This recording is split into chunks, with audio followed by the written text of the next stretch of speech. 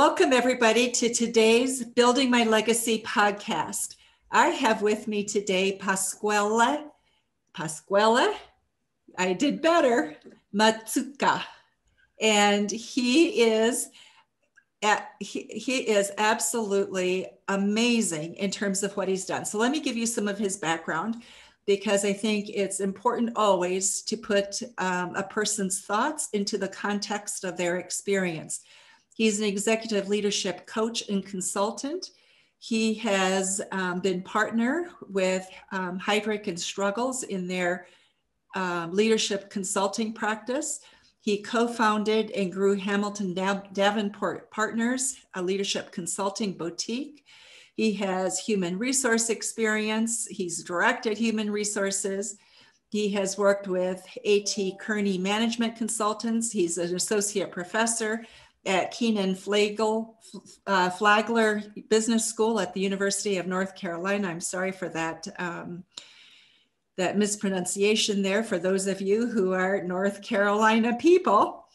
He holds a lot of different degrees. He has worked with companies all over the world.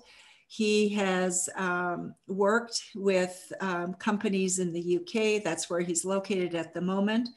And he has worked in Belgium, in Italy, in France, Bulgaria. So here are some of the companies: Alstom Grid, Cone International, BAT, B-A-T, Mobitel Bulgaria, Stanley & Decker, Johnson & Johnson, Eurocontrol, Management Center Europe, and the list goes on. So with that, I just want you to know we've got an expert here. And before we get really started with our discussion, anything I left out that is really important for our audience to know about you? Thank you so much, Lois, for inviting me. I really do appreciate that. And I'm really excited to be here. You've covered a lot of background there, and that's just great. Just one story I'd like to share with you as an introduction. Many years ago, when I was working in the corporate world, I attended quite a few board meetings and executive level meetings. And I remember at all these meetings, we used to have introductions, you know, and everybody kind of used to introduce themselves, like I'm, you know, managing director of this and managing director of that. And when it came time to the CEO that was there in the company, he always introduced himself as the CTO, and it's not what you think it is. And when you asked him, well, what does CTO mean? Because he was the CEO, he said, no, I'm CTO. And he said, I'm the Chief Trouble Officer.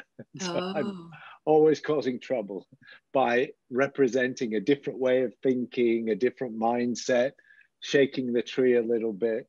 And that's kind of been a little bit my philosophy over the years, is to kind of get people in coaching sessions that I have to hold back and, hey, think about things in a little bit more detail and ask those probing questions and get people to think about things perhaps in a different way.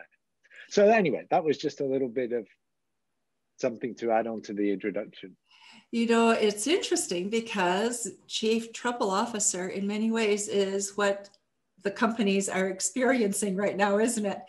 And you can look at that as a positive, and it also has that negative little twist to it. But one of the things that we talked about before we started the podcast, Pasquale, is that the world that we've begun to create is one that nobody seems to be happy living in or working in. So talk a little bit about that, what you've observed with that. And then let's talk a little bit about what does that mean for CEOs and leaders? Yes, great. And we have actually created this world that nobody wants. And the evidence of that is, for instance, if you look at employee engagement, studies show that the employee engagement is decreasing and has decreased. And so almost 2/3 of people on the job, people working today, are disengaged from the activities that they're doing. And so there is in a lot of organizations today, there is a detachment that's occurring of people and their management and their leaders, in fact. And I did a little exercise recently where I typed into Google in the search engine, "my manager is," and Google completed it. And the first answer that Google popped up, which was, I guess, the one that was the most searched after, is "my manager is bullying me." Wow. Not very, very, very good to hear that. And then the list goes on. "My manager is harassing me. My manager is bullying me," and so on and so on.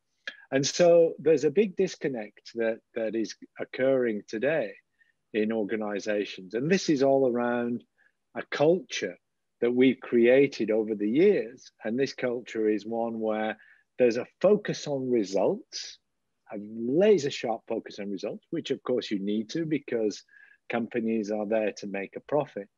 However, that's the trade-off of that is that there's less focus being paid on the individual, the person that's doing the work, the human being at the end of the day. And it's that human being that needs a great deal more of attention than has been given in the past. And companies are slowly beginning to wake up to this and creating a kind of a culture that's more focused on well-being, more focused on increasing employee engagement in organizations today. It's not there yet. The first step is that people are recognizing it, and they're recognizing the importance of what's known as human capital, as opposed to financial capital, right? And so that'll change more and more in the future as people begin to realize that the biggest differentiating factor in companies today, the ones that are successful and the ones that are not successful, is how the leaders can manage the human capital, lead the human capital in the organization. And so there's a lot of work that's being done in that area, still not there yet. And I've been observing this with a lot of interactions that I've had with my clients. And some organizations, just to give you an example, I work with a technology startup, and the company has grown from 3 people, its founders, to where there are over 50 people today. And they're bringing a new product into the marketplace, which is really revolutionary. And they're pushing the boundaries of what that technology is going to be able to do. At the same time, that technology has very demanding timelines, and people are working crazy hours, and it's really incredible the amount of effort that people are putting in. And leadership has recognized that and putting in a lot of effort in terms of organizing employee focus groups, organizing wellness moments in the company. So doing different things that are going to help the human capital to be more engaged, but also more productive. So one of the part of that, what you're talking about that I'm also hearing is employees saying, boy, I sold my soul to the company, the last company I was with. I'm never doing that again, because they really, in the end, they didn't care. And I'm always worry about that, because you go to the next position and you're working with a caution, with a yellow light around you, so that you know when to exit, you know when to say, this is my limit, right? You've pushed me too far. And so I want to talk a little bit about leaders. How do leaders know and create what needs to be put in place? Because it's a new kind of leadership that we're going to be needing. Exactly. And that's a great point that you've made there, Lois. And today, what's going on in leadership is that people are stepping back and taking stock. I've been following very closely BP, British Petroleum, and British Petroleum have made a public statement that they're going to be carbon neutral by 2030. 2030, that's 10 years time. And so for a big company, this is a reinvention of their DNA, because BP, British Petroleum, is a company that is in the oil and gas business, right? They supply oil and gas, upstream, downstream, and all the different products that go around that. And so they've made a commitment to be carbon neutral. Why have they done that? Because the new CEO that's come on board, who's somebody that's been in the company for 30 or so years, spent their career in the company, has seen the power of creating this new world that is different than the world that we had before. And so now that that strategy is in place, the company has been organized to create a culture around that and to drive that all the way down through all the different layers in the organization. And so this is really something that sets the example from the top, sets the tone from the top. So the first thing that leaders need to do is to be the role model. I think it was Gandhi that said, be the change you want to see in the world. And so this is exactly it. So you have to demonstrate what you want to see as change. So that's the first thing.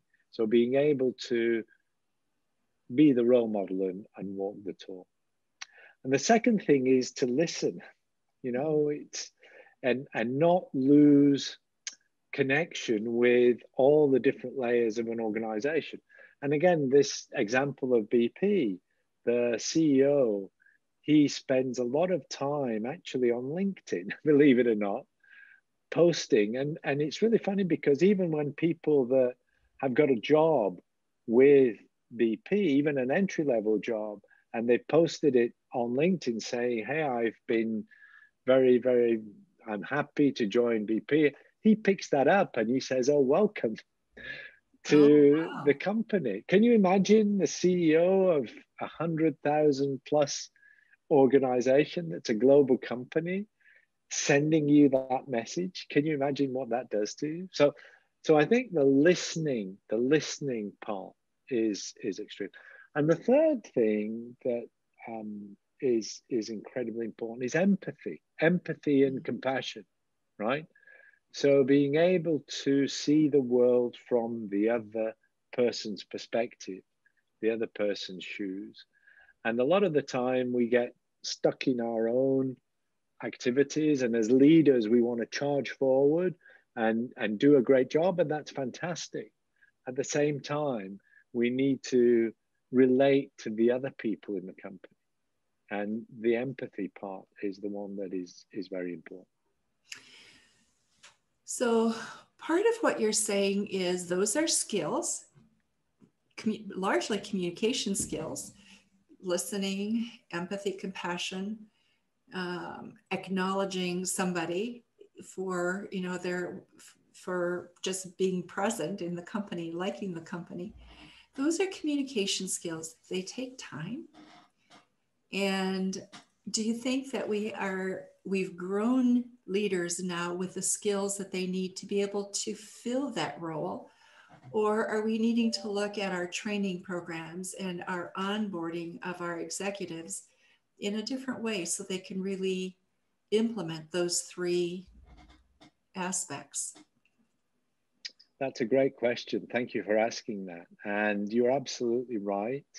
So if you look at what's highly demanded in terms of skills by executives these days, influencing without authority comes really high up on that list. So influencing without authority is really very, very important if you want to progress as a leader. We're not born with influencing skills, right? Or we don't acquire magically influencing skills. And so there's a way to help us identify where we are with our own influencing, and use different techniques to help us build our influencing repertoire and portfolio. So influencing is important. And we mentioned earlier on listening, active listening. That's also a skill that with practice, you become obviously more and more proficient in doing that. So how do we need to prepare our leaders differently? Is it our graduate school programs? Is it the role of the company to do the training? Who will provide this kind of training, do you think? That's a good question. Ultimately, the capabilities that people need to progress and make a career, those are capabilities that can be learned over time, can be mastered. And so, first of all, it's the individual's responsibility to, first of all, understand where they are in terms of their own strengths and liabilities. I mean, we all have assets and we all have liabilities. So they need to understand from their perspective, what are their assets and liabilities? So that's the first thing. The second thing is, what are the basic building blocks that you need to be able to progress? You mentioned communication. That's one of them. Influencing, that's another one. Being able to handle adversity, for instance, that's also another one. And so there are a number of building blocks that you can accumulate and put into practice. And it's through experience that you gain the insights to be able to know whether this works or that works, or how this works and how this doesn't work. And leadership has always been situational. It's always been contextual, right? And it's a question of putting the skills that you have into the contextual elements that will give you the best results. So do you think that our experience with COVID is going to accelerate this change, the need to adapt, to create an environment where people will be more happy and wanting to come to work? Somebody was telling me the other day that COVID has caused 10 years worth of change in 90 days. When you see, it's a massive amount of change, massive. We're working differently, right? So people that have been asked to work from home, who traditionally have been working from the office, they've been having to get used to a number of different things. First thing is the commute. They've gained time. So people have gained time not spending going into commute. That's the first thing. Second thing is they've had the chance to spend more time with their families, right? Because they're in the home environment, working out of the home office. And the third thing is it's created this need for thinking about how can I become more effective in interacting with others when now I can't do it over a coffee machine. I can't go over to somebody's desk, and if I've got an idea, I could quickly go over to their desk and share it with them. I can't do that anymore.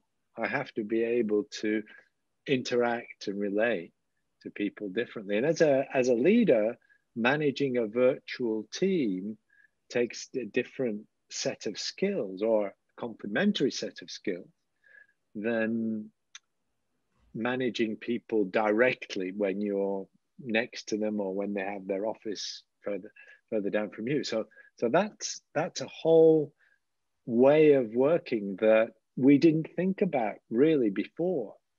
And now some companies, for instance, like Google, are asking people to work from home full time. I mean, they're just going to get people to work, not come into the office, and just, so that means that as leaders, as managers, as contributors, as individuals, we have to get into this mindset of working differently and of being prepared to interact in a different way? You know, I was speaking with the executive vice president for HubSpot, Christopher O'Donnell. And one of the comments that he made is that one of the challenges right now with our virtual or hybrid office system is that those little conversations you had in the hallway where you made an assessment about somebody, asked a question, and it entered your mind in terms of a promotion or movement in terms of project development or leading a project. But you don't have those conversations anymore. So his observation was, in a sense, it's maybe made the ground more neutral in terms of gender and race, because email is the method of communication. So he saw some real positives in it. But I'm also hearing, especially from women who are working virtually, an exhaustion, because they're also having to manage school often, and then they've got the children around more often, and they don't have that ability to get out and connect with other. They're more contained and limited to their own home environment. So what are you finding in that area? You're absolutely right. Just recently, I've got a great example of that. Just recently, I was facilitating an executive leadership team meeting. And it was the first time this team had come together since February of this year, come together physically since February. I mean, they'd had a lot of Zoom calls and virtual calls, whatever, and their business was progressing. Now we spent a day together, done in all kinds of sanitary conditions with social distancing and hand sanitizers and whatever. So that was done according to the way we should have done it. And it was really incredible because the CEO came to me at the end of the session saying that he was absolutely amazed at how much progress the team had made compared to previous occasions where they'd had meetings virtually, how much progress was made in this session.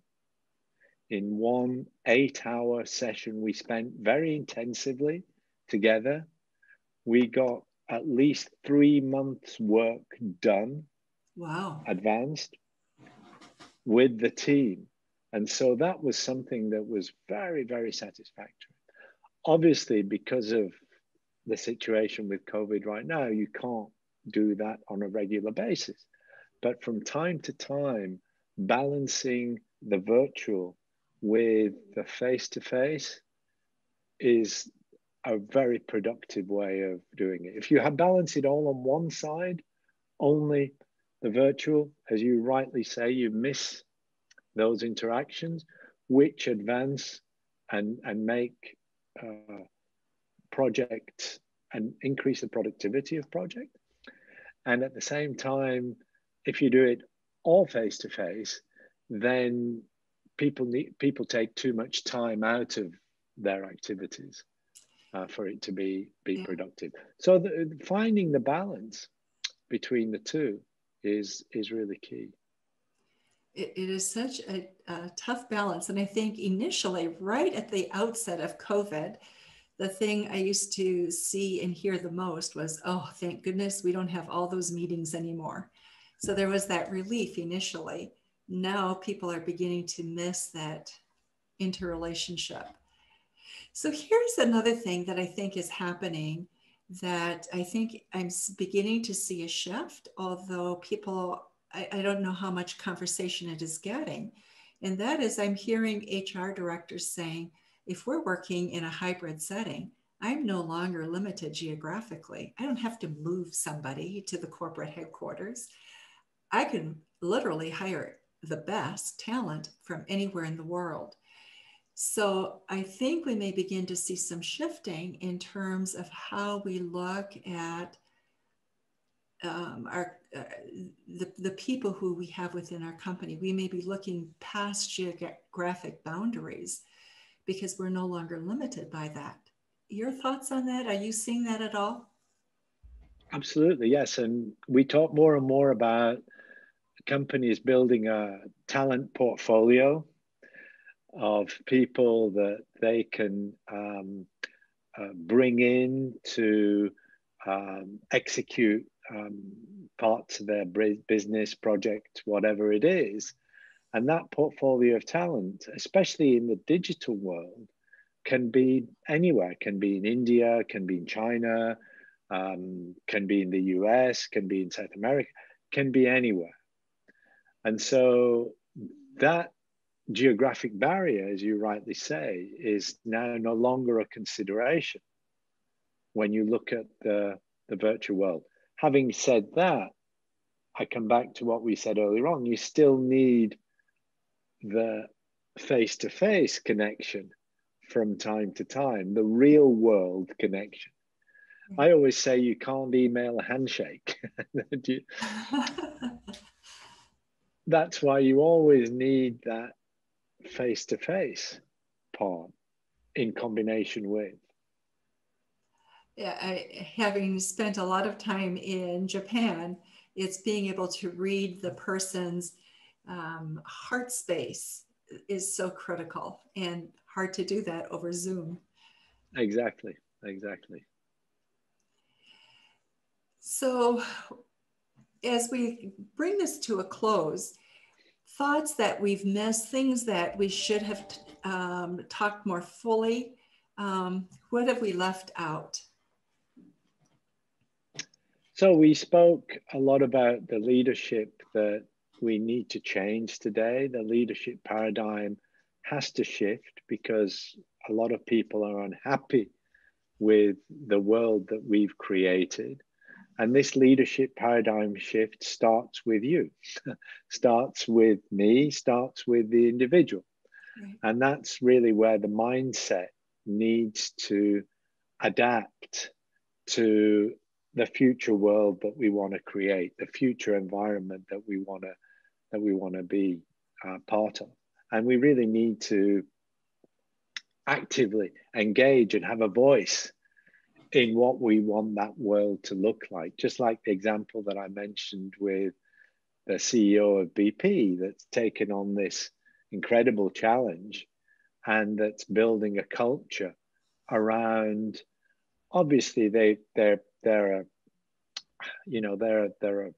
an for-profit business. You need to show results to your shareholders. However, at the same time, they're building in a lot of compassion in what they do, and a lot of diversity in thought, a lot of diversity in input, a lot of diversity in voice that they bring. One example that I can share with you, I've been working many years with different leadership teams around the globe. And time again, one of the things that I learned about the success of leadership teams is that most leadership teams that are highly successful are always very diverse teams in terms of gender, culture, ethnicity. These teams, compared to teams that are all white, all one gender, or all one particular background, they have more success in terms of results than the other teams. And I've actually seen this for myself firsthand. And so it actually pays to have a very diverse and inclusive organization and leadership that you're going to be putting in place for the future. Before we leave, I think you have a very interesting perspective on your consulting and how you do consulting. And for those of you who are listening, we will have information in the show notes about how you can connect with Pasquale, so that you can. You're getting there. Yeah, I'll get there before we're finished. So you Congratulations. Yeah. So you can connect with him. But one of the things that you talked about was bringing in a network of consultants of talent for specific purposes. Because how we do work within organizations have changed, but how we do work as consultants is beginning to shift. So speak a little bit about that.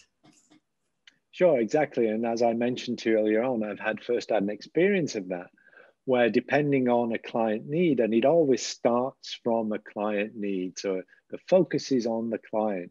So if a project is of a certain size where obviously I alone in what I do, I can bring in a network of experts to work on a particular project. And I know the expertise, I know the level and quality of delivery of people in the network. And I can bring that network to help the client on a particular project. And so I'm also part of different expertise networks. And in that way, we share a lot of experience and best practice that is currently going to be useful for the client and helping the client out in a particular project that they're working on. I love that idea, an expertise network. So creating one and having one that you can utilize as you need it. So it's on an as needed basis, which is beautiful, isn't it? Exactly. Pasquale, thank you so much for your time today, for your thoughts on leadership and how we really need to reshape our world. I really appreciate your thoughts and comments. And for those of you who are listening to us today on Building My Legacy podcast, thank you. And be sure to look at the show notes for information. Thank you for having me, Lois. It's been my pleasure. And I look forward to keeping in touch. Thank you for watching my video. Don't forget to like, subscribe, and click the bell button above. Leave comments. We'd love to hear what you think. And visit our other social media links as well. Thanks much.